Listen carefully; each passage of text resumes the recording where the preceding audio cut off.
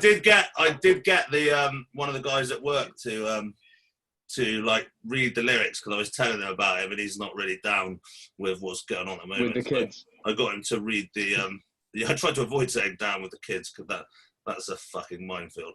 And then well, I said it's fine. Just the way he said, I'm going to park this Big Mac truck right in your little garage. And I was like, yeah, nailed it. I do want to say two things before I make any comments. One of them is that when you sign up to a show, that is an agreement for you to be judged by the people that are judging the fucking show. So you can't fucking whinge about it. What it is what it is. Like, that's done. Whether you think ultimately you should think you were better because you brought what you brought. And you should be creating what you fucking want. So you should think you're better. But that doesn't mean that you're going to win shows. Talking about the toilets and stuff, did you get any response to the whether you stay seated to wipe your ass or stand up? A couple of people commented saying that they sat down. Yeah, I had quite a few that remained seated. I just thought, how does it work? I mean, I don't know. I engulf the entire area. There's no room for any hands to be going anywhere. Like, I don't know how that. They said that they just like lean over to one side. This did get me thinking, though, is that I don't really know the proper use of a bidet or a bidet or however people say it. You know, you go to France and there's the little vag tickler, and I thought that seems like, is it like, you know, you've had a sweaty day at the office and you can't be bothered to clean up, but you want to smash in yesterday's croissant, and so you just clean up the important bits, you know, just give the turkey dinner a once over,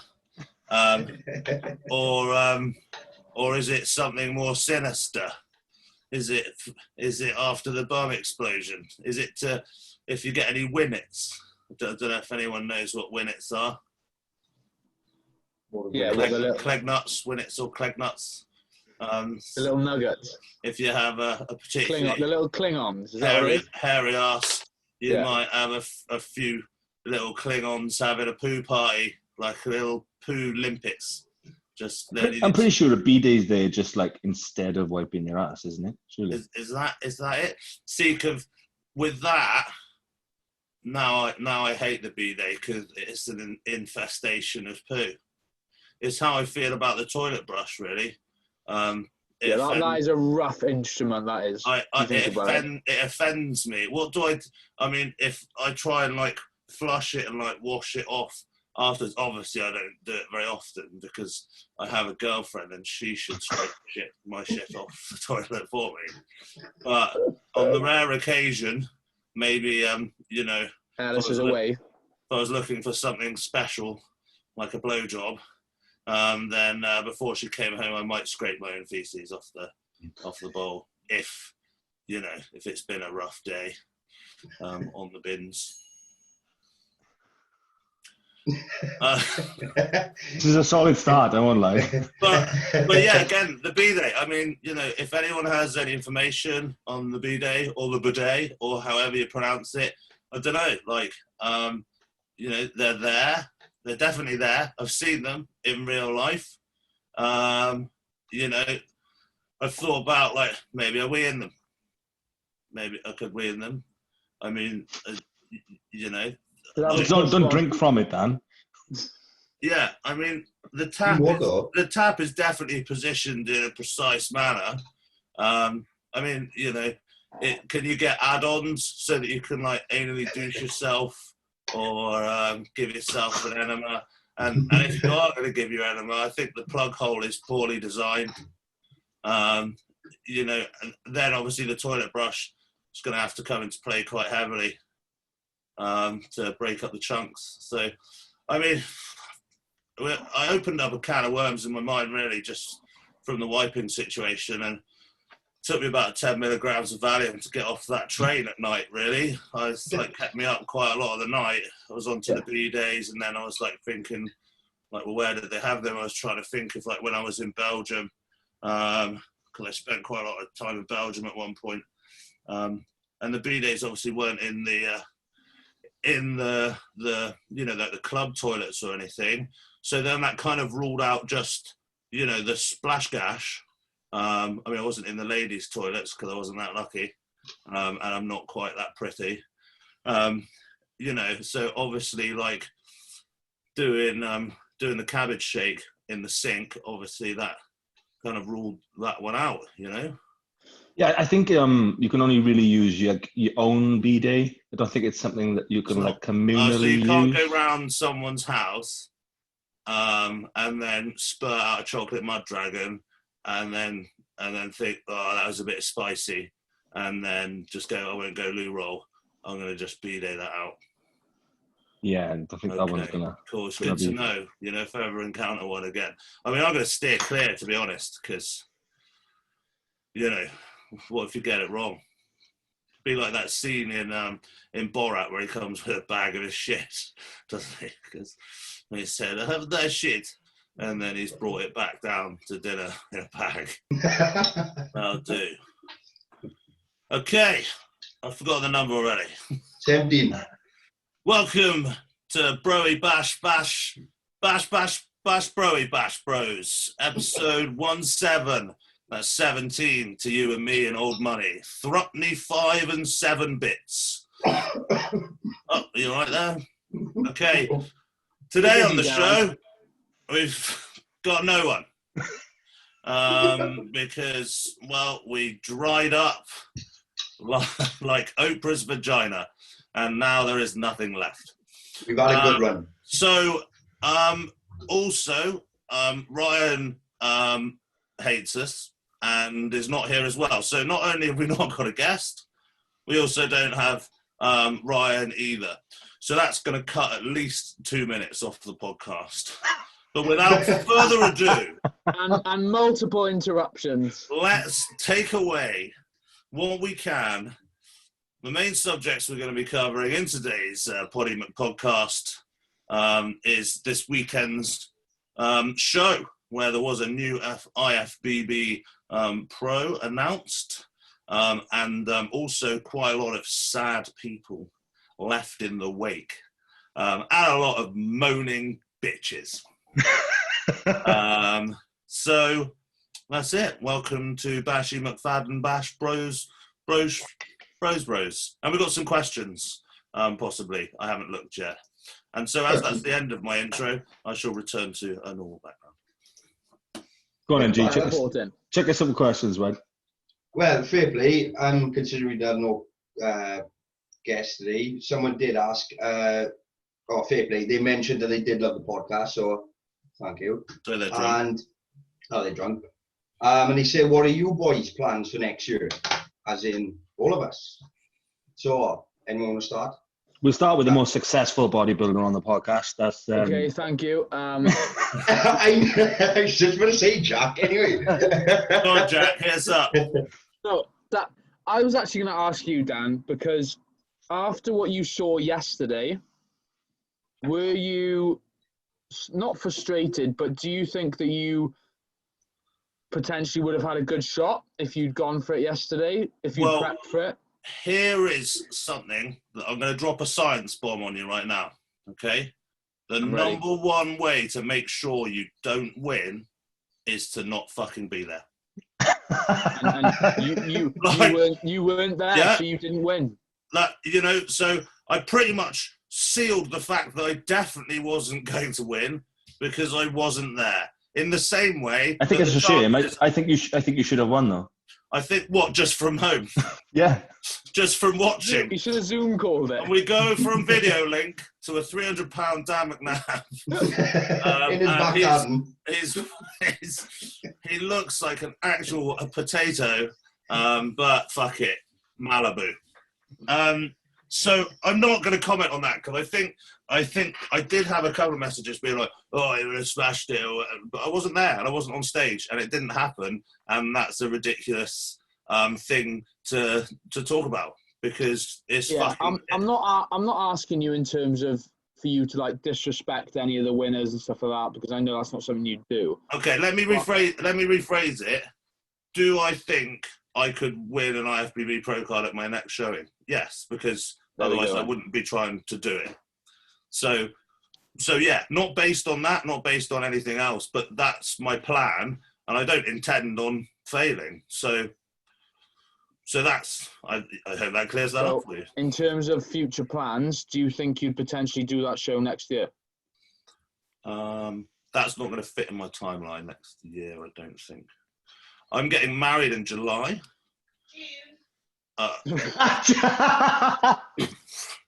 I'm getting married in June. You just fucked up. You were in a dog like this. I was getting married in June.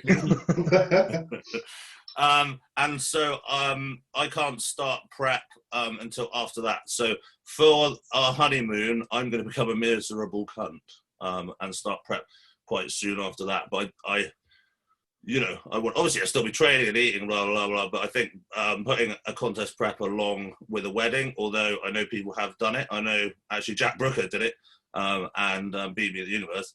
But that's not something, it's a day that's about Ellis. So yeah, no, wrong timing. Surely you're not going to be a 300-pound potato at your wedding, though. Mate, I don't give a fuck, motherfuckers. No, but you'll be sweating your tits off. Mate, I'll fucking Photoshop the sweat off. He sweats anyway. I'll Photoshop some of this rosacea away. I'm gonna look sexy, or I'll just put someone else's face on the pictures, and be done with it. No, I have actually had this conversation with Amph, and Amph did say, maybe don't turn up at because I'm 300 now in the morning, so my plan is to hit about 315 by that point. I mean, truthfully, Dan, you're punching anyway, so you can't turn up like you are, because you look well out of shape. For one day you have to be big, sexy. I don't think being less fat will make me less ugly. I think, yeah. do you know what I mean? At birth, I think that there was obviously, some disruption. Whether my mum wondered whether if it could be put back, maybe it would cook better a bit longer, or whatever. Obviously, there were questions about the milkman. So, yeah, I don't know. But no, the wrong timing. So I was aiming for later, November 2021, something like that. That'll fit in my time frame a little bit better. And there's not. I mean, there is a rush, but there's not at the same time. So yeah, that's my plan. Is probably November-ish, maybe even do the Bonac again.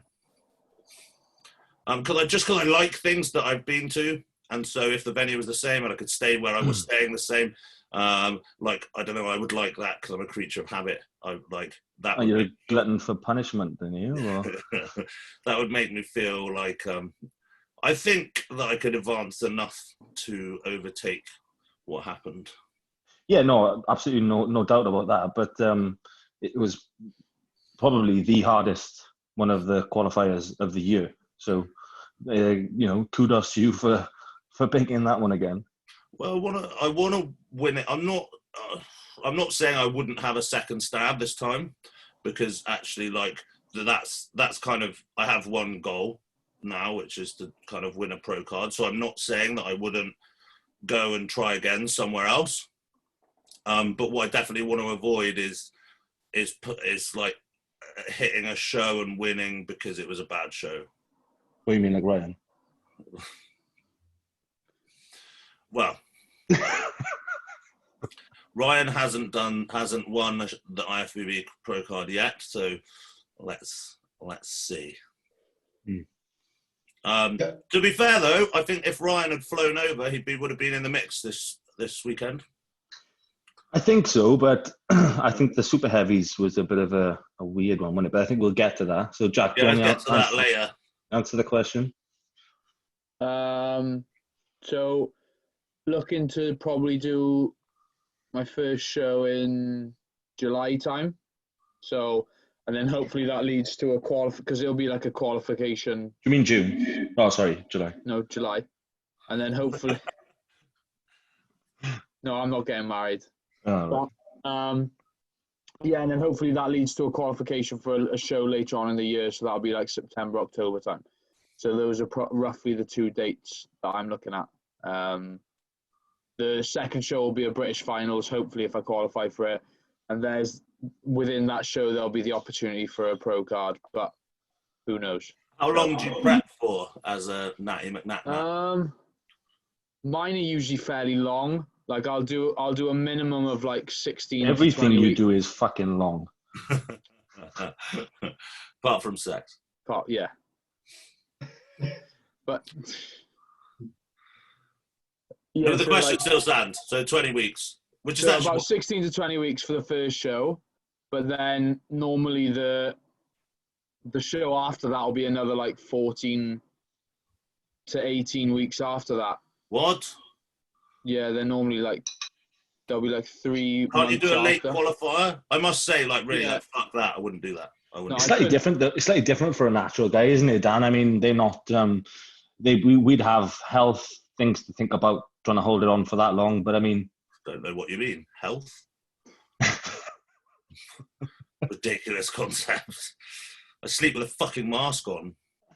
Yeah, that was a very attractive selfie you put up. Yeah, I know, mate. My DMs I exploded. bet they Literally. lit up. Just literally, my phone was like soggy from all the Biff moisture that had like collected through the screen. Like just yeah, you were like a budget bean. budget, mate. mate. Mate. I was quite like a lot of people like obviously messaged me Bane, and I was like, can someone just come up with something Original. Yeah, and then F16 pilot came up, and I was like, I like this. It's good. Yeah, like from hot shots, and I was like, this is my guy. Yeah, good. Jack, so you would do you do 16 weeks, and then you do a show, and then you do another 16 weeks. Yeah, Maybe that can. some people would like take a break kind of thing, but I don't know. I seem to manage okay. I did that once. And I vowed never, ever again. Yeah, it's not that enjoyable. But to be fair, last time I did it, I was able to ramp my calories up pretty high after the first show. I still felt like absolute death. Do you not do that at the first part of your prep anyway? What? Ramp your calories up. Not really. Maybe it's different if you're natural. Yeah. The first bit of my prep is obviously like I do like a 1 step back, 2 step forward kind of thing. So when I'm pulling back, I'm not really training as hard. I'm not eating as hard, so my weight will dip. And then the first part of my contest prep is to get my weight back up to like the highest, so that I have more of a linear progression. I have more tools on the way down. But I guess maybe that's not the same. Yeah, but the thing with like the enhanced realm, you can sort of almost grow into the show kind of thing a bit. Yeah, I mean, I've never actually seen that like really happen. Well, I don't know. I mean, I've seen a lot of people look a lot better. I mean, obviously Kevin Levrone. This is the thing they always said about like Kevin Levrone. They said, "Well, he doesn't train, and then he just gets massive in the show." Kevin Levrone was already massive. Then he took loads of time like off and pulled back loads. Then when he started his like Olympia prep, he just regained the muscularity that wasn't like new muscle. No. He was already pretty maxed out tissue wise. So I don't know. I mean, some people can grow into a show, yeah, but I'm always wary of the growing into the show. But like you can certainly gain strength into the show in terms of at the beginning part. I mean, what you're using, etc. Whereas with a natural, they're sort of fighting for everything they can to even like retain strength. Do you know what I mean? Because it's strength. Their likelihood to lose muscle is a lot higher. Of course. My strength literally turns to shit though, like 2 weeks out. Yeah, that's fair enough. I love. Everyone's like, yeah, I'm still strong, and I'm like, that's really cool. I can't do that. Jack, one of your kind took the IFBB Pro card yesterday, didn't he? Yeah, I didn't want to say anything to come across as, because I didn't quite like it. In the comments, everyone was like, "Oh, natty goat," and like, "Oh, look at this natty guy."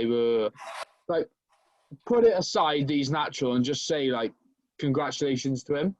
I didn't quite like the all the naturals sort of chimed I don't know. in. It's a positive thing. They're basically saying you managed to beat you at a disadvantage. Yeah, but it's like the thing when you go around telling everyone you're natural. Do you know what I mean? Like you. Or don't mention it at all, mate. But Just said it a few times. Vegan. Vegan CrossFit natty.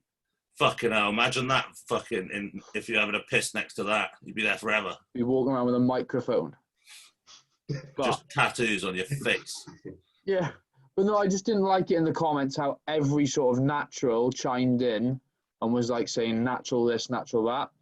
Like just should regardless congratulate him. But yeah, to be fair, that's a massive achievement for him. Which class was that? The classic. It was the classic guy.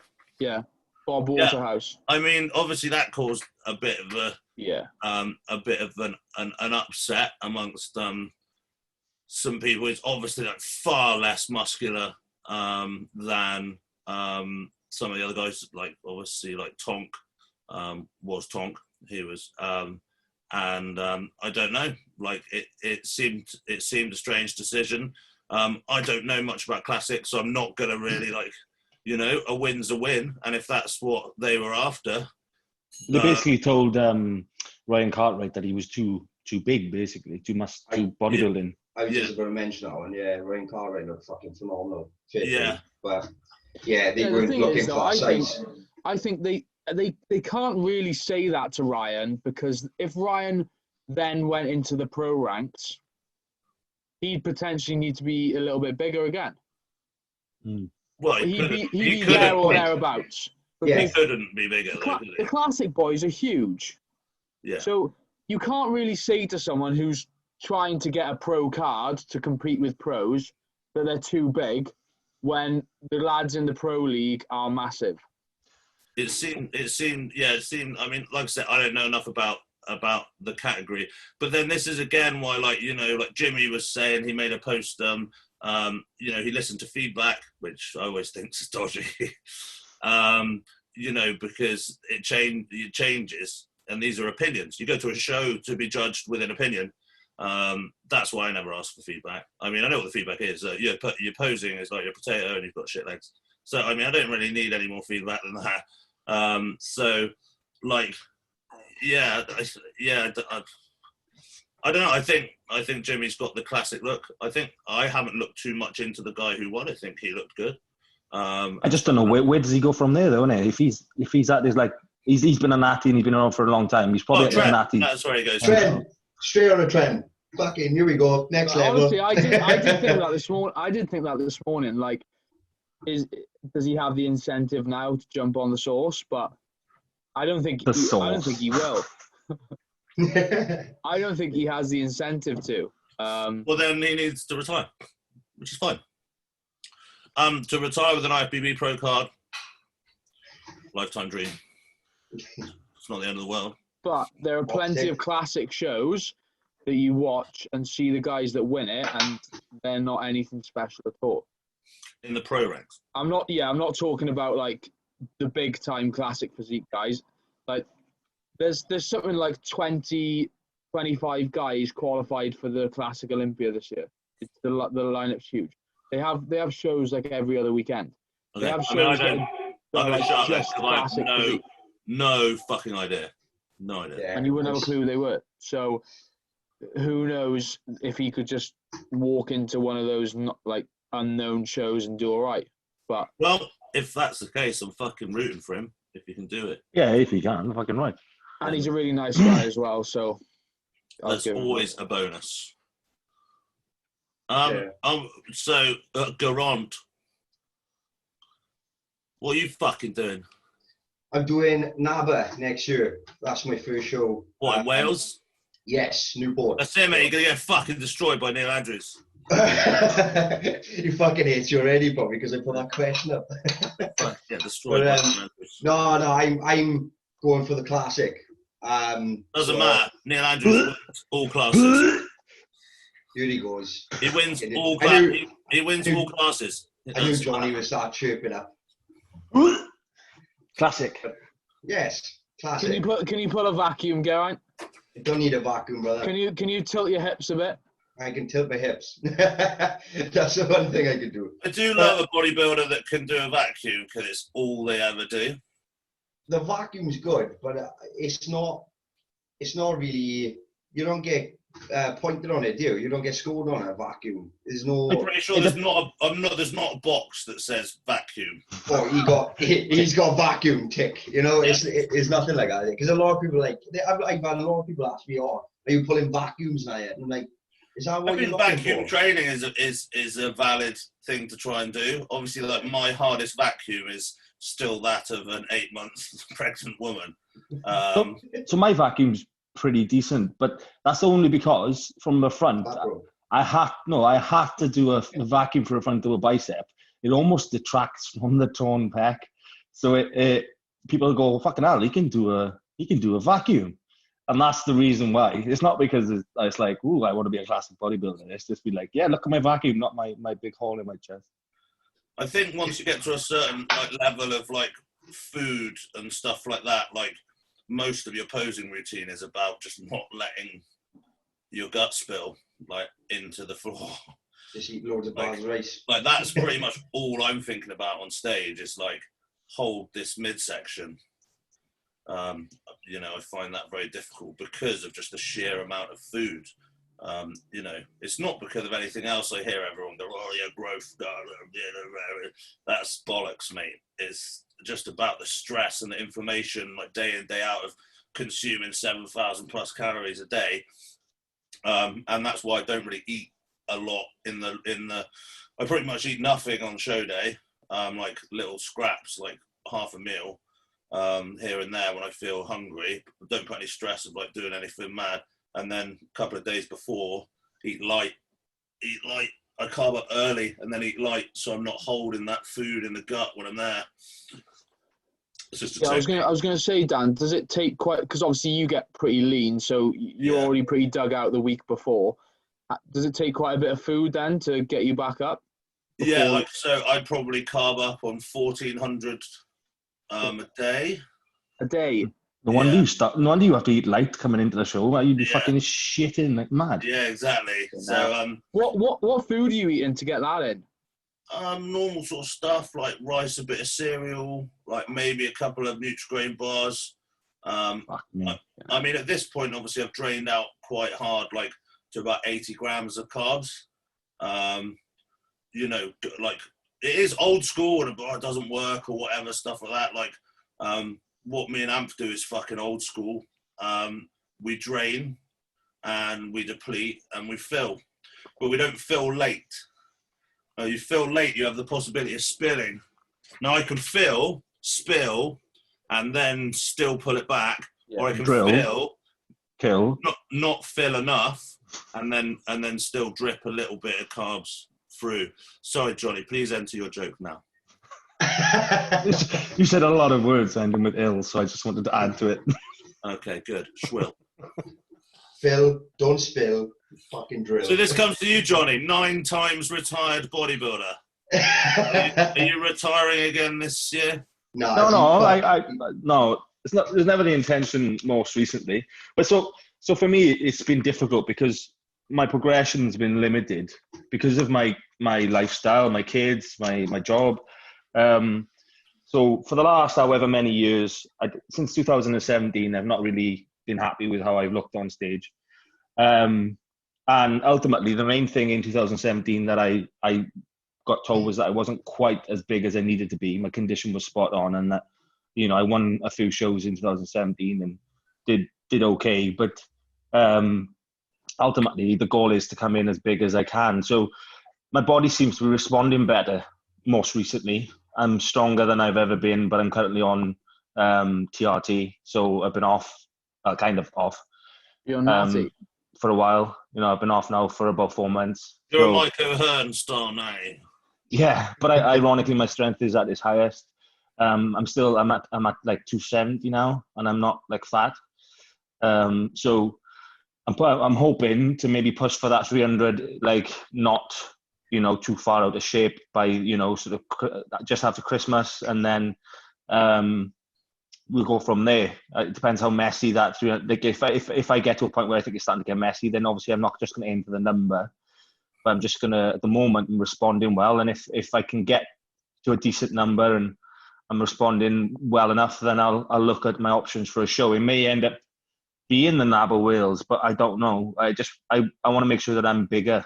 That's the plan. At the end of the day, I'm a light super heavy. I compete at like 103, 104 kilos. So, and I've never really gone above that. I have like 1 year and I just came in fat as fuck. But ultimately I want to come in at sort of like 110 kilos, like shredded, and then see how I fare with that, you know. What's the goal for Naba, bro? Well, it's always to win the overall, isn't it? I've won the class one, but obviously it's been varying success with that, but I've turned up on and I've turned up very off. So ultimately it's to turn up on and let the chips lay where they fall, isn't it? Yeah. Simple as that. I want a top 4 at the British. Yeah. I've never placed higher than 4th at the British, so that's like get that top 3, man. That's the plan one day, but we only when the time's right. You know, it's different for me. This is a hobby on the side, and it's not something that I can give the same sort of time to as a lot of other people can. But I found a way to make it work, and yeah. Training and eating don't take that fucking long. Eating is the problem. Like I grossly undereat for a guy my size. Yeah. Well, everyone fucking does. Everyone does, because that's the fucking hard bit. That's the bit where everyone stops. That's where you see these people drop off. Because once your body starts going, nah, I don't really want to be this big, you have to fucking force it. I say this time and time again, your body does not want to be in a non-survivable, consistent state. It doesn't know that you're going to have this endless supply of food. You are an animal designed to survive. Your body does not want to be around where you can't put your fucking socks on, let alone run away from a fucking saber-toothed tiger or whatever. It's not evolved well enough to figure this out. It doesn't have it has no conscious being. This is like reptilian mind, like basics. Do you know what I mean? Like, this is fight or flight, survival instincts. And you've got to fucking push the envelope. And it sucks balls. It's one of those do as I say, not as I do situations for me. I know the importance, and I know that I grossly undereat, and I know that I'd probably succeed a hell of a lot more if I could be consistent with it. But, you know, with my job and my kids and things like that, sometimes it isn't a priority for me to stop and eat my chicken and rice. You know, it isn't, because... Johnny, one thing I think, just from listening to all the podcasts we've done, the thing is with yourself, you pride yourself on being a father and doing a good job of it. Yeah, just be shit like everyone else. So so because you pride yourself so much on it, I think sometimes you do limit yourself because you're always putting limitations on what you can do. Because the amount of times I've heard you say like, "Oh, I've got a job, I've got this, I've got that," and I don't know. I think I'm not saying don't do any of those things, but I think because you pride yourself so much on them and doing a good job of it, I think it does sort of hinder the progress you can make. But oh, you're right. It's a fine line, isn't it? Yeah, I mean, I suppose it doesn't help that I chose a high pressure job, you know, and a job that ultimately I can be getting ready to eat my food, and I'll be called into high level meetings or whatever, and I'm like, well, I can't eat my food now. Like last week, I had a day where literally I ate one meal all day, and that was when I got home from work. So, I mean, that's a fine example. So ultimately, really what I need to do is start looking at what Dan's doing, blending prepping them and blending them and taking them in, and then I can just sort of drink them. It's just having the time to sit there and eat anything, you know, all the clean meals that you need to get in, the amount of time it takes to consume them. It's just, actually, if I'm doing teaching, my day is one eaten meal at work. The rest is blended. Yeah. So the time I'm actually there at work, then I eat one meal and the rest is blended. Because otherwise, it wouldn't be possible. Well, I mean, I attribute the more recent sort of weight that I've put on and strength and stuff. I attribute that to being on this podcast with you guys, and sometimes I think I'm a bit more conscious and aware of it now than I would have been prior. You know, so already it's paying dividends. So we'll see, I guess. So basically, if you win, it's because of me. Basically, Dan, yeah. I got a question here, but it's too big, so I'm not going to answer it. It just says the biggest pet peeves in the gym or the fitness bodybuilding, and it's just like, have you not been watching? Like literally, just one relevant one. I don't know what it is. It must be like a local youth team has joined the gym recently. Oh, mate, right? I know. Oh, Jesus. it's like a fucking crash. On Thursday, I walked out of the gym. I couldn't train. So now Mike and Lisa have put a ban on under 18s between 5 and 7 p.m., which is a good thing, obviously. But I'm not joking. I was about to throw a fucking dumbbell at a 16-year-old because it was just fucking... Honestly, they all stood around looking at you like you're two fucking heads. They're like every dumbbell up to the 30s out on the floor, obviously because they don't lift anything other than the light dumbbells. But they were just... Literally, they were just savages. There's about fucking 12 of them, like pigeons, in the fucking dumbbell area, just there. That was it. My head went. I had to leave. I didn't think that rule was actually going to come forward, like, because I heard Andy say about it the other day. Yeah. On Monday, 5 till 7, pal. They well, they do it in the gym anyway. It should just fuck off and just finger each other behind a bike shed and smoke like the rest of. The thing is, all due respect, that gym is. I mean, you know, without sounding like it's, I don't know. Oh, I'm just going to say it anyway. It's a bodybuilder's gym. Yeah. It's a bodybuilder's gym, that place. You know, you can't do your fucking fitness in there, or, you know, your CrossFitters, or your fucking, you know what I mean? It is a bodybuilding gym. It's strict like. It's because I share a similar view with Johnny. Like, I've come from a rugby background, so I'm not saying anything bad about it. But with bodybuilding, the gym is like what we do, yeah. Whereas with the rugby lads, rugby's what they do. So when they're training, a lot of them don't care about it, and they're just in there for a social and a laugh. And you can tell because they're just like chatting around. They taking ages between sets. It's the same with a lot of sports, like a lot of sports performers. So it's almost like an afterthought. Whereas with like ourselves, it's the only part of our training that we really care about. Whereas with them, it's like an afterthought. So that's where the issue. Because I have similar issues with the gym at the moment, but. Well, you mean like girls dancing in front of the camera and shit? Oh well. We sometimes have people bringing very, very young children in, and that scares me because they obviously run around if they're like 5, and if I'm about to ditch an 80-kilo dumbbell, then they're just going to get turned to a puddle, aren't they? So that scares me a little bit. I've got another question. If I shoot Tren in my eye, will it work faster because it's close to my brain, so less travel time? I thought it had to be the nipple. For my friend's neighbour. I don't think Tren grows your brain, so that's not closer.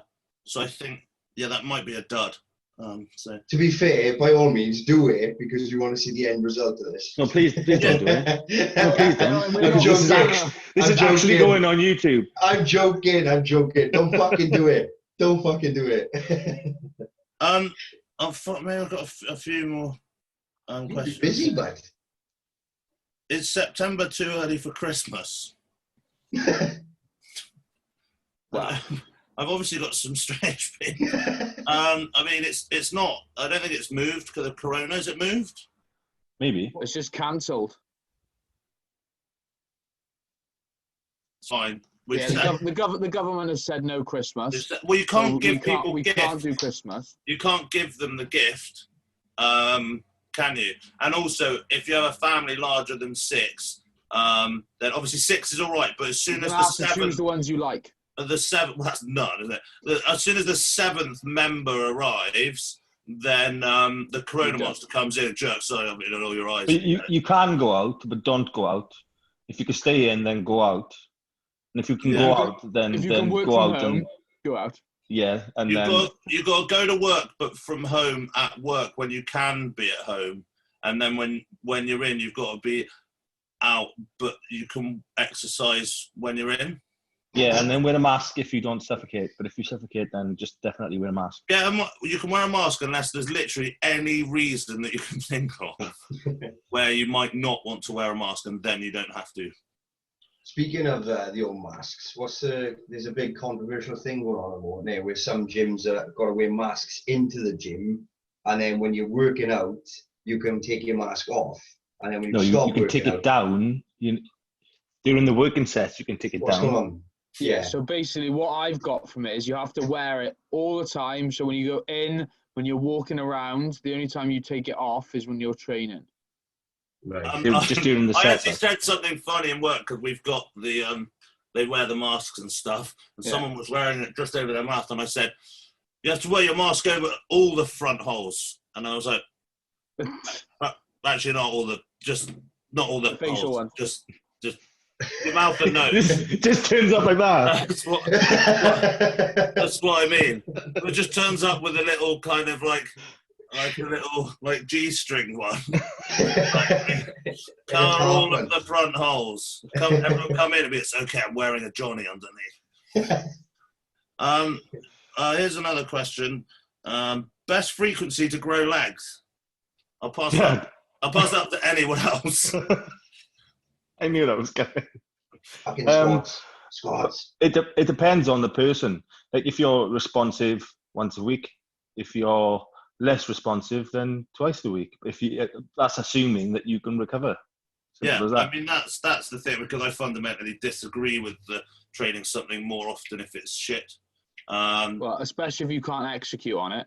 If your execution on your legs is shit, training it more often isn't going to do anything. Well, there's a difference between execution and results, isn't it? Because I've been up to over 300 kilo squats, or doing like 275 for like 8, and I had literally 0 leg growth from that at all. Yeah, but I'm talking about execution in terms of like you actually stimulating. Yeah. I think you can train legs as long as frequently as you can recover from them, and I think that's the same for any muscle, really. But yeah, I'm kind of against if you have a weak body part, train it more. I think if you have a weak body part, try and find the exercises where you do connect, and then gradually move from that connection first. Put your best connecting exercises first, and then move through them to your worst to kind of keep that mind to muscle connection.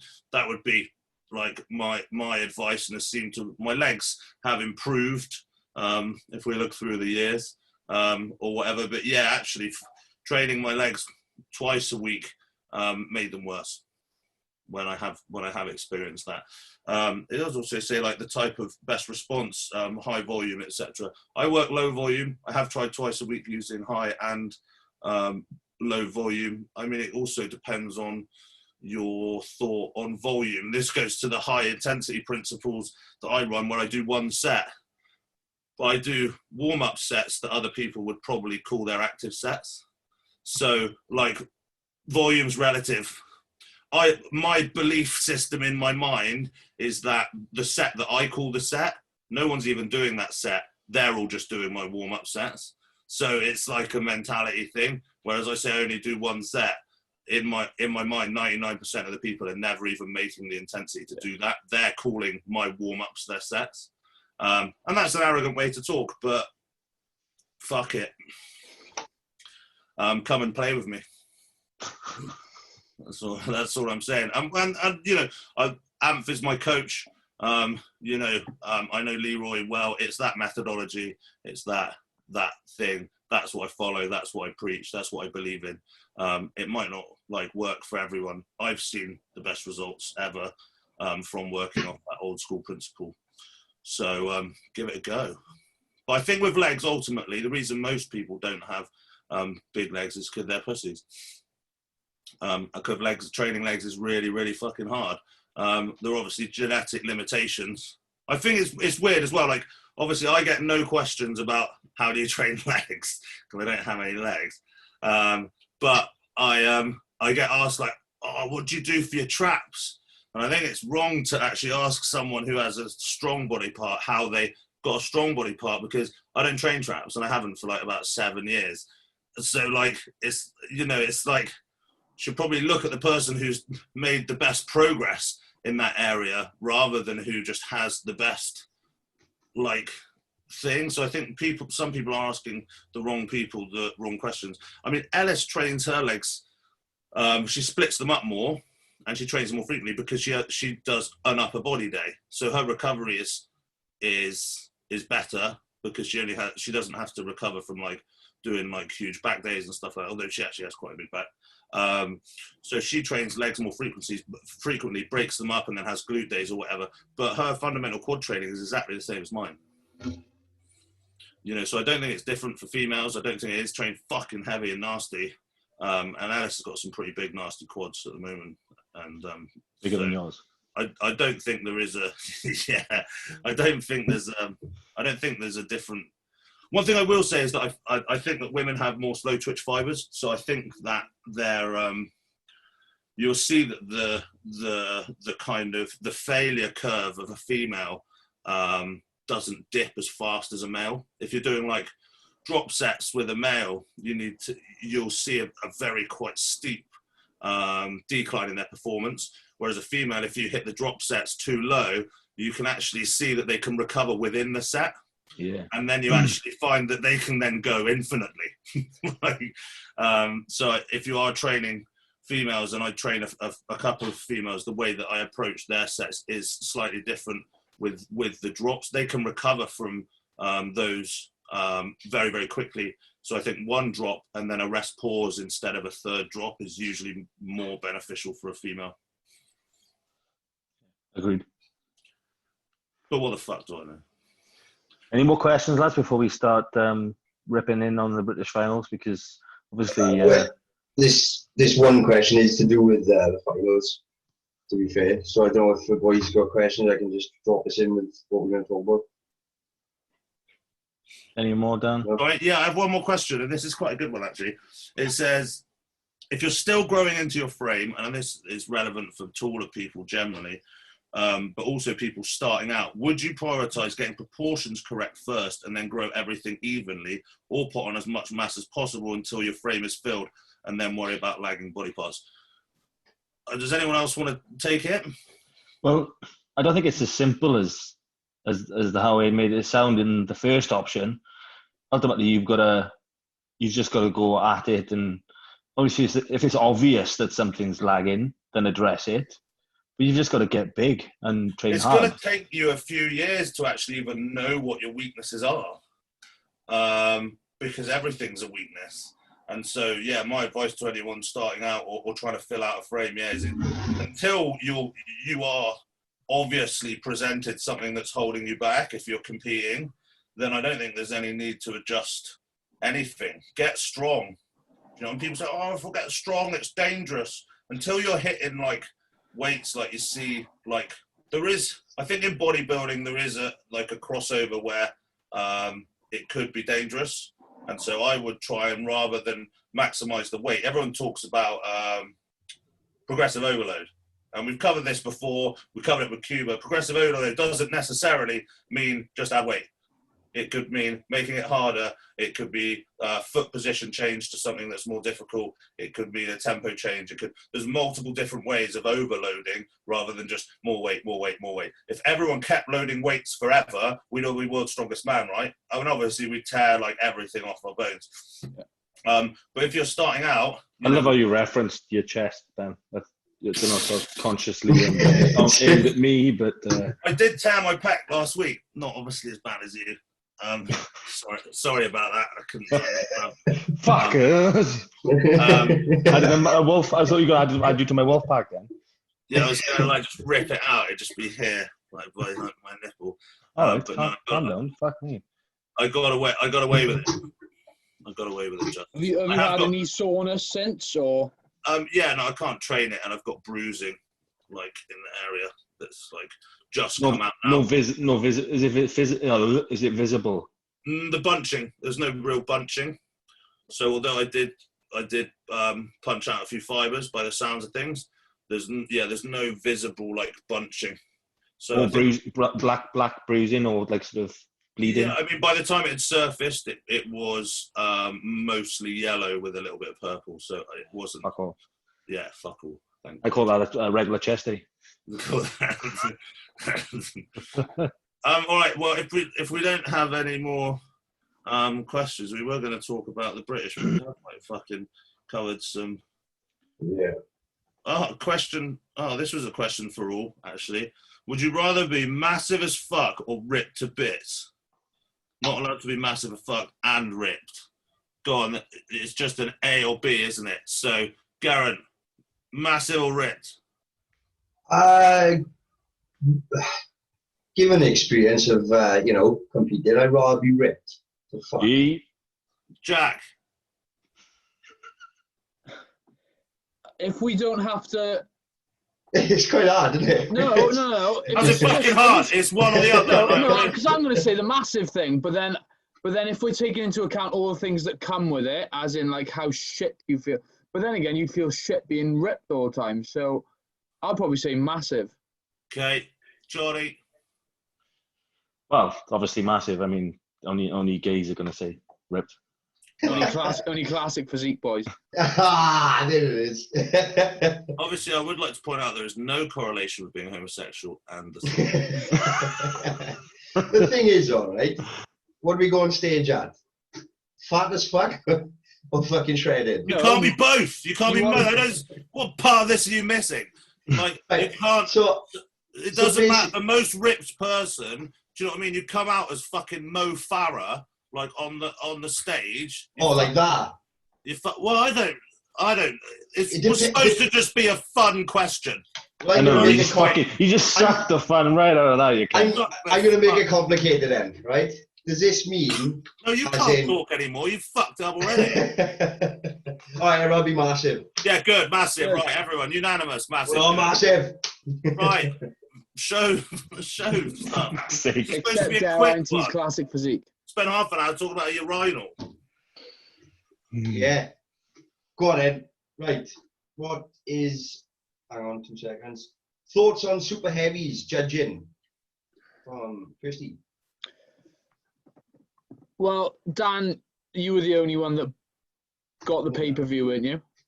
I'm the only real fan here. Yeah. Me and Johnny there's hardly any pictures. I do want to say 2 things before I make any comments. One of them is that when you sign up to a show, that is an agreement for you to be judged by the people that are judging the fucking show. So you can't fucking whinge about it. What it is what it is. Like, that's done. Whether you think ultimately you should think you were better because you brought what you brought. And you should be creating what you fucking want. So you should think you're better. But that doesn't mean that you're going to win shows. Everyone needs to go on a t-shirt. I'll say that. Well, along with fuck biscuits. But and the other thing is, obviously, I'm watching a live stream. It's quite a high quality live stream, but I'm not fucking there. I'm not there. And you have to be there to really make these calls. Yeah. The super heavyweights, I was biased a little bit because I thought Josh Law looked hard as fuck nails. And so I think that he should have placed higher. But I'm not sure. Aaron Hudson was very hard to know what the fuck was going on because he sweated all of his tan off, and I literally worried about him. I thought he was going to collapse. Yeah, because that's normally down to over dehydrating, isn't it? Well, yeah. I mean, I don't know what he did. He made a post about how he made some mistakes or whatever. Don't get me wrong. Aaron looked like he was going to come in at his best yet. Yeah. On the pay-per-view, he just looked like he's sweating his tan off, and I couldn't really see anything more than that. If you were there on the stage, don't get me wrong, he's big. I didn't know why he kept getting called out, but I couldn't see anything because all I could see was the smearing of the tan. So fuck knows, like what that was.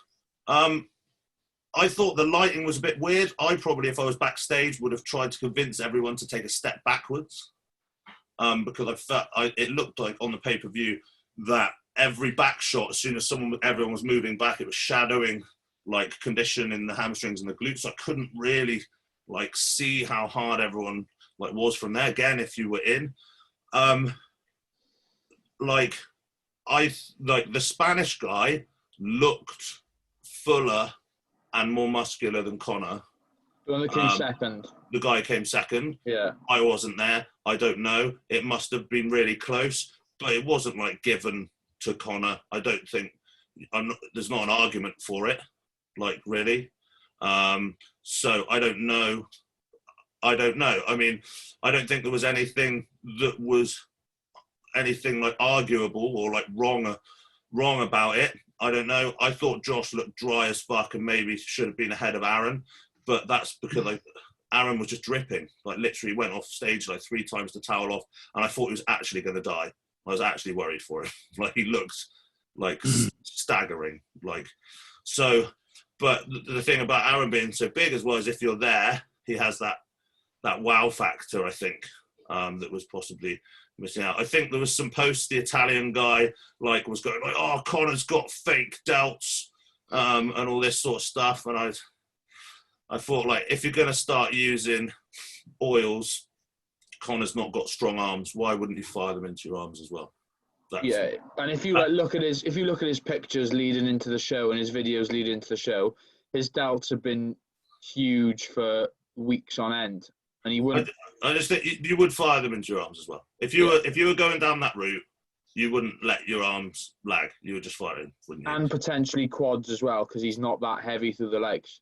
That's the one thing that I thought about Conor is that as the day went on, he posed some of his leg fullness away. Now, I don't know whether that was a trick of the light or something, but when it hit the overalls, it did look like they'd like diminished. I mean, it's a long fucking day. This shit happened. You know, I've had my physique turn to shit in a day. Go on, carry on. I was just going to say easy. Sorry. But I was going to say one thing that I did like from the show was that they had the bodybuilders on first. Yes, thank fuck for that. Yeah, I don't have to sit through 9 hours of people in board shorts I know nothing about. And you know, they're like you've Dan, I think you've acknowledged this before.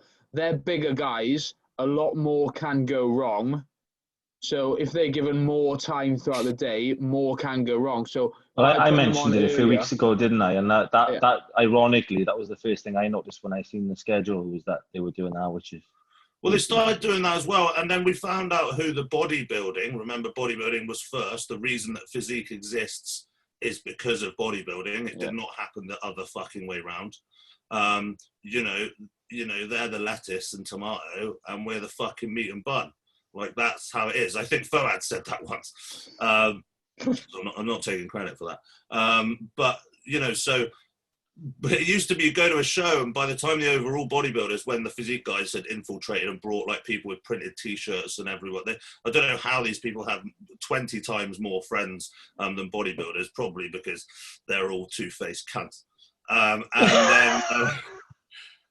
But somehow they had all the fans and they buy all of the tickets. And so you couldn't even like go and watch. And by the time the bodybuilding was on, they'd all fucked off because they don't care about bodybuilding. And by the time the overall was there, like it was 10 p.m. and literally no one was there. And that happened all the fucking time. So I'm glad that they did that. That was solid. That's my rundown on the super heavies. I didn't see any.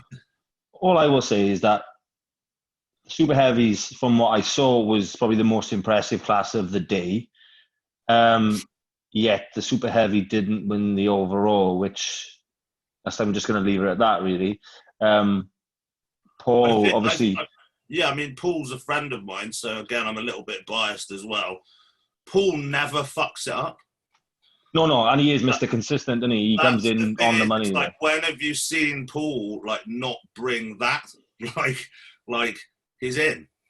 No, he won that overall. I think he won that overall fairly comfortably in my eyes, but I think it may have been a bit more difficult for him. He probably still would have won, but it would have been a little bit more difficult for him if maybe somebody else from the super heavies had won. I think the only thing that would have changed that dynamic is possibly if the Italian had beaten Conor, and then the Italian, who was similar kind of height to Paul, may have exposed Paul's weaknesses in size. But in condition and dryness and sharpness, Paul, he brought Paul again. Paul is a consistent guy. He doesn't fuck stuff up. He doesn't, and I bet his condition in real life was even more so. Yeah, his condition's outstanding. I've seen him in the gym, and you could slot fucking pound coins in between his quadriceps, 100%. And so, he's been like that for weeks as well, hasn't he? Yeah, Like yeah. Well, he competed already this year. Yeah. I mean, at the gym, he did try and do like, I'm just enjoying myself. I might do a photo shoot. And I like looked at him like, Paul, you must think I'm a thick cunt.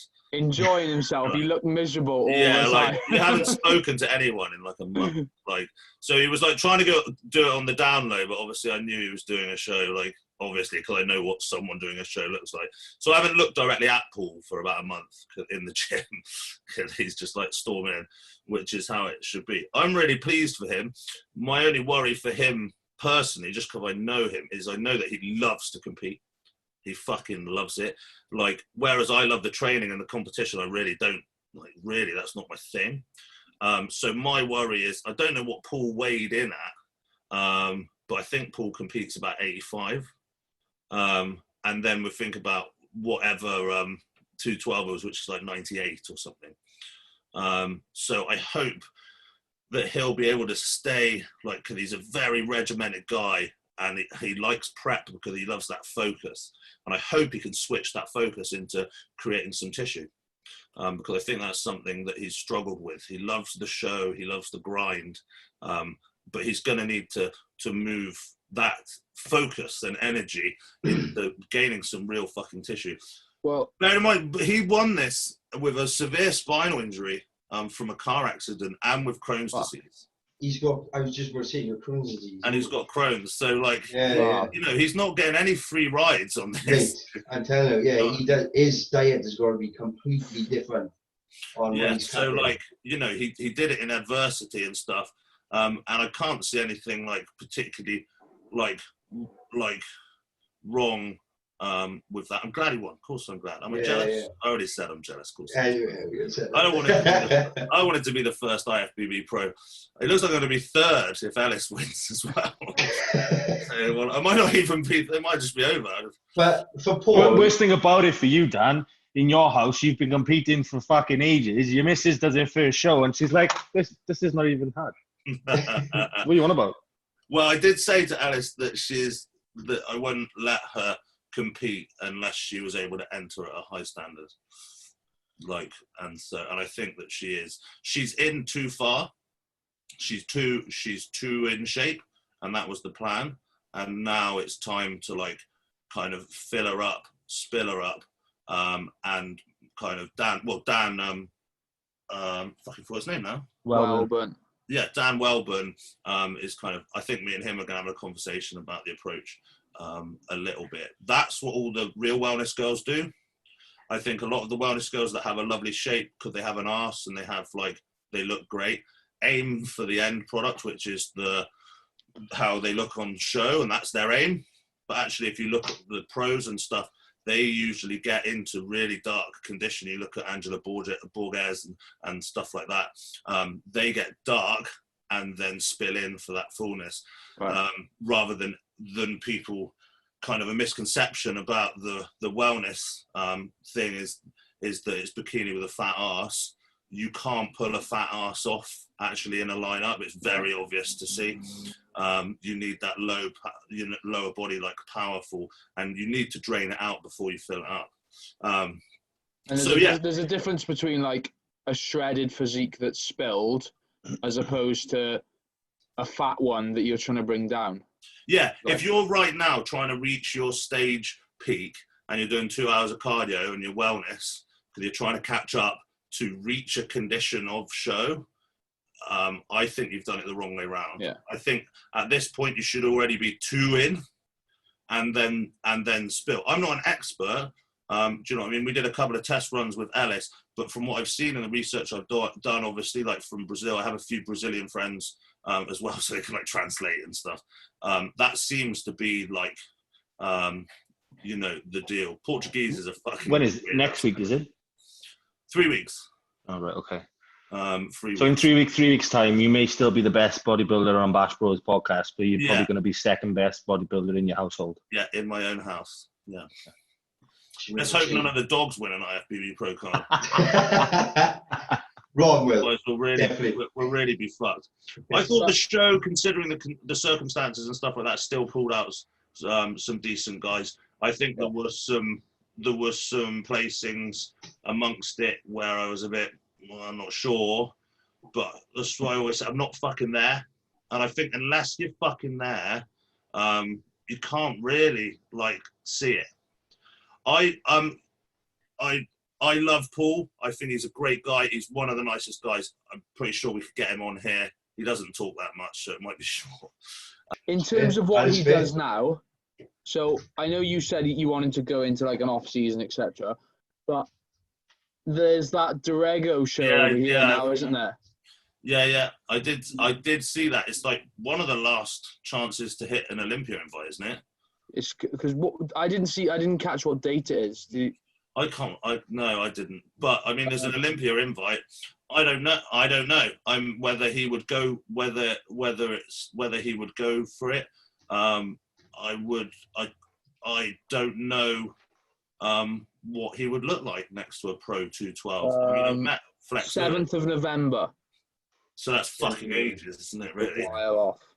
I mean, Paul's been in prep what looks like about 35 years. And because he did a show already this year. He did a Two Bros show already this year, I'm pretty sure. Yeah.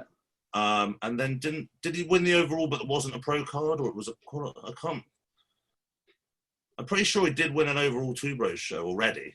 Yeah, he did. It was before shows started to get cancelled, wasn't it? Yeah. And then obviously he put everything like on hold, and then kind of held it. That's why he must have felt so shit. He's been within striking distance for like fucking 6 months easily.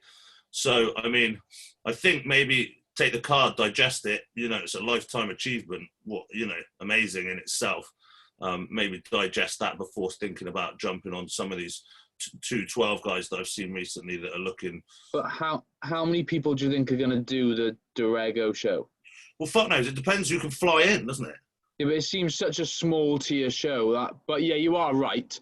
But realistically, that Spanish 212 guy could fly over and do it. Have you seen? But I think he's doing the Spanish show anyway. But if he came over, he'd nuke it. Was that? What's his name? Oh, is it Pedro? Short, obviously short. Bald. Obviously, it's called Pedro. Bald head. Short, he's bald. He's called Pedro. Spanish. And he wears a sombrero. Yeah. Yeah, I mean, that's Mexico, but yeah. Same thing, innit? Sure. They speak Spanish in Mexico, don't they? Sure. Careful. Definitely the same. So, yeah, I mean, I don't know. I haven't spoken to him because obviously he's it's probably like just soaking it all up. What an amazing thing. His name is Angel. Angel. Do you mean Angel?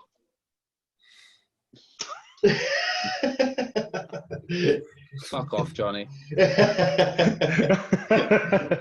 Do you pronounce French things like French? Bolognese. Please, can I have some bolognese? No, that's French, obviously. But yeah, you go to the restaurant. Well, no, I don't fromage. I don't fromage, please. Paris. How many fromages would you like? A croissant. A croissant. What is it? Brazil. Croissant. A croissant. Oh, give us a croissant, is it? That's pure Swansea, Alice. Well, I know how to order beer in Spain. Give me a beer. Yeah, that is it. And it's good. That's the great thing about being English. And then you say gracias, like every British person. It's like on Deadpool and everything. How do they say cancer in Spain? El cancer. The cancer. I guess that's probably fucking it, really. Did you see any of the Cali show? Any of the reports? No, I was all wrapped up in our own little world over here. The worst lighting I've ever Yeah, what seen. the fuck was that? Up lighting. I've seen it. I can't remember whether I sent it to you, but the lighting seemed to be like a chandelier. It was a chandelier. That was the New York Pro. Oh, no, that was New York. The New York Pro. The Cali, they had like literally lights from the ground pointing up. Fucking awful. What? Just fucking I have stupid. seen some pretty bad pro setups. Like the stage looks all right, but then it zooms out and it looks like it's in the corner of your local working man's club. Like, actually, I did see some of those photos and just see thought, anything. Yeah, And then what's worse is the pay-per-view coverage was absolutely horrendous. Everyone that This is some guy with like his old Motorola flip phone. Yeah, they thought it was like their Wi-Fi issues, but it was absolutely horrendous, and it was like 30 quid. That's amazing. I think a lot of people turn up to the venue and then connect to the venue Wi-Fi, and then forget that 300 people are about to connect to the Wi-Fi when they arrive, and then the stream's shit, or they're outside. I thought Pump Media, apart from whatever the fuck was going on with the legality issues or copyright issues with the music, was good. Oh yeah. I don't know, like, surely if the routines are under a minute, you can play the music? Isn't that how Instagram gets away with that? Also, I've heard DJs playing, like, DJ mixes live on Facebook, so I don't really know how that works. So hopefully next time they'll find a way of broadcasting so they don't have to fucking do that. Because it also made it so much more tense when they were like, they were building the tension, and like obviously like saying stuff like and you're just like no one's saying anything. So I played my own music, which was quite good because I played the Bee Gees over some of the earlier stuff. Like there were about three walkouts to the Bee Gees and stuff because I just couldn't listen to nothing. But I was speaking to Jamie Johan kind of during the show, and then also Josh Malley, and we reckon next show 3 of us should commentate the show. So Pump Media, if you're listening. I don't think you should do it. I think it's the best idea ever. Because it's live and it can't be edited. People understood the amount of editing I have to do when you're on my podcast. They wouldn't want you on live TV. You have to do it anonymously. I could do like my teacher thing. Actually, no, that's probably still not going to work either. Or you could get the what's G Davis gone his Magic Eye Media when the boys are swaying. He goes like a quack. Yeah. It's live. Quack. It's live. You can't do that. So you'll have to turn up. You'll have to turn up like the Sting. You can be the Sting. Just wear a fucking helmet like the Sting. No, I don't need a helmet. I'm not going to be on it anyway, am I? I'm commentating. I don't need a helmet's not helping anyone. A voice transformer. I'm not like in the corner doing like sign language, like news after midnight. I'm not there. I'm not actually there. Like, but I think it'll be fine. They could put a delay on it, like a 2-minute delay, so then someone could just be there, like. Yeah, but that's the thing. There'd be nothing to listen to. You'd just be like beep beep beep beep beep beep, and here comes beep beep beep. It would be like listening to that song "Wet Ass Pussy," like the edited version. I don't know if you've ever. Like it comes on the radio time, and it's like, yeah, I got some balloons. Yeah.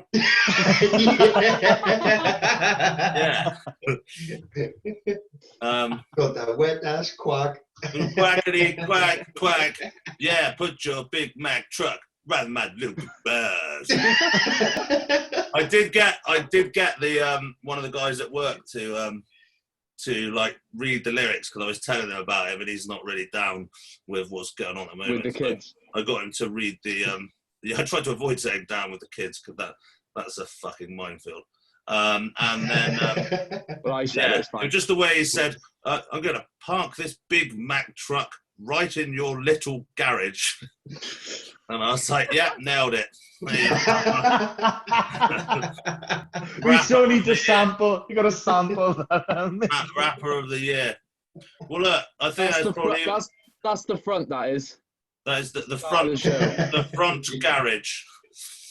That is definitely going on the start of the podcast. I still can't. I think we've successfully chatted enough shit for someone who has no guest, no Ryan. Done well. So there's been almost no. How many absences from Ryan do we need to stop talking about him? I think he gets one more. I think he gets one more. And you're out, isn't it? It's the third strike. He's definitely out. But I just like I don't want like fuck him. Do you know what I mean? Is this the third strike? It's the third strike. Well, I think if it's the third strike, that we should get all of the other guests that we've had before and let them not edit it. So if you're watching this podcast, please comment in and rip into Ryan. I was going to say, Ryan's definitely not watching this podcast. He can't even respond to us on WhatsApp. Again. No, he's definitely not watching this. Do you know why? Because he's not on it. Like, you know, he watches his own podcast back.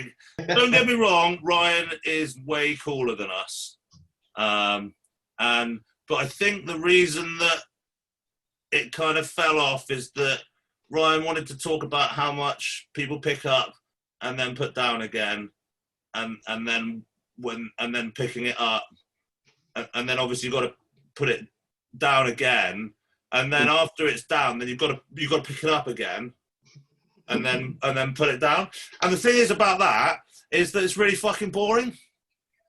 And actually, like, I may as well just dig out the last 500 years of Flex magazines that I've read and just flick through those, because those have all got exactly the same thing. Oh, what did Ronnie Coleman do? Well, he picked this thing up and he put it down again. Oh, right, cool, yeah, cool. Oh, what did Cedric McMillan do? Well, he picked the thing and then, okay, getting a gist for this now. You know what I mean? And, you know, I think we saw like an uprising in people viewing this.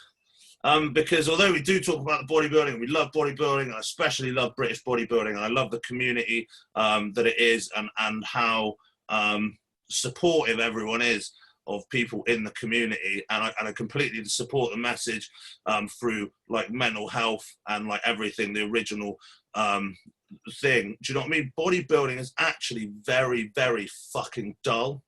Like, what you have to do to be good is actually fundamentally fucking boring. Like, to talk about. To do it's great. I love being in the gym, fucking smash it. I'm thinking about stabbing fucking puppies and shit. Like, I fucking love it. And you have to love it, because it's a fucking weird ass thing to do, go in the gym and make your fucking like capillaries in your eyes pop. That's fucking weird shit. Yeah. So you've got to love it. But talking about it too much, you got to chat some shit in between. You know, you've got to pad it out a little bit, you know? Give everyone a little bit of a tickle before you tell them what you deadlift. You know? Like, you're going on a first date, wear a long sleeve t-shirt, yeah? And then on the second date, hit him with the vest. Yeah? No. Yeah? You got to draw them in.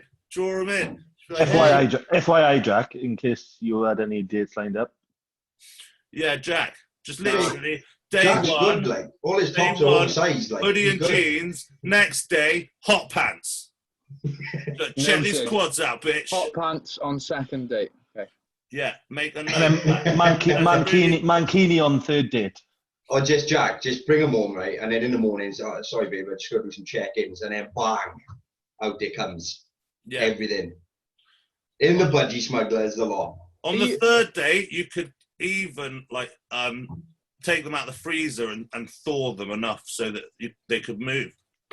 Geraint, I have told you the story about that I did that, haven't I? Have you actually done this? The first time I had someone round, yeah, I was a few weeks out from a show, and I made them do my check-in pictures the next morning. And why aren't you married? Oh, well, at least they knew what the crack was from the start. So, I'm not being funny. Jack, was this an X? Was this an X, or was this it was a one-off, mate, and I had to get the pictures done. Hey, Jack, how old are you? How old are you? 26. 26, mate. If I had someone around my house, they wouldn't be able to stand up long enough to take my fucking check-in pictures the next day. Do you know what I mean? I'd have to have one of those evac chairs that they have for wheelchair use. I was like, or maybe one of those brick sluices you see at building sites where I could just fire them out. I bet Ellis is fucking chuckling to herself in there. He's so full of shit. What are you talking about? Alice is running herself a nice warm bath to get over it. And the last time we had sex was in 1995, so she's still trying to recover. That's what she keeps telling you, anyway. Oh God, I wonder what that smell was. Right. See you next week, hopefully with Anth Bales, IFBB Pro. Yeah, we'll get Anth guy Bales. Who's been around forever. I think, to be fair, you should probably edit out the last 5 minutes. All right, peace out. Love you all. Yeah.